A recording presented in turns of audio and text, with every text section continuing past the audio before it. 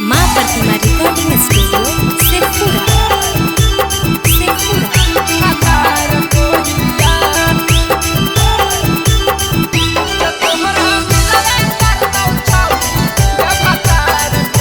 Mix by Shailendra बाबू।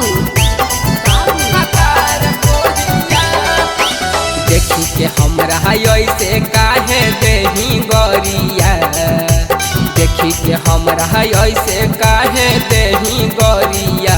तो तोहरा मिला जाइतो छौरिया भातार कोरिया, तो तोहरा मिलबे करतो छौरिया भातार कोरिया। जे केतना के जूठावला हकौ तोरो थरिया, केतना के जूठावला हकौ तोरो थरिया। तो तोहरा मिला जाइतो छौरिया भातार कोरिया, तो तोहरा मिलबे करतो छौरिया भातार कोरिया। बोले भातार कोरिया,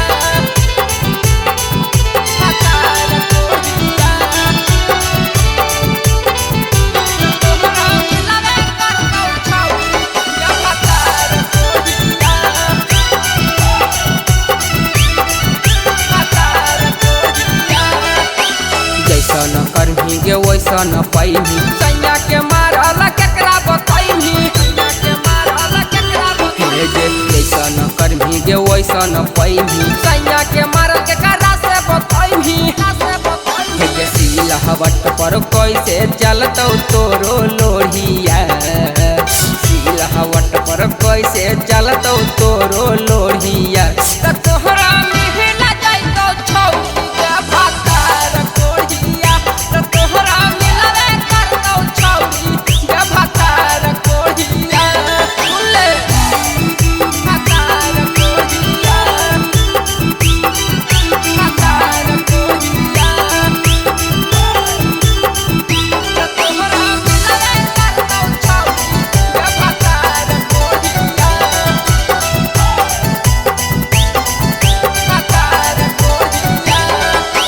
हमर कहल बात ले मान गे, काहे ला करो ही एते गुमान गे, काहे ला करो ही एते गे। हमर कहल बात ले मान गे, काहे ला करो ही एते गुमान गे, एते गुमान गे। घूर के तू यही अखल सवे भीरिया, घूर के तू यही शैलेंद्र भीरिया। तो तोहरा मिला जाइतो छौरिया भातार कोरिया, तो तोहरा मिलबे करतो छौरिया भातार कोरिया।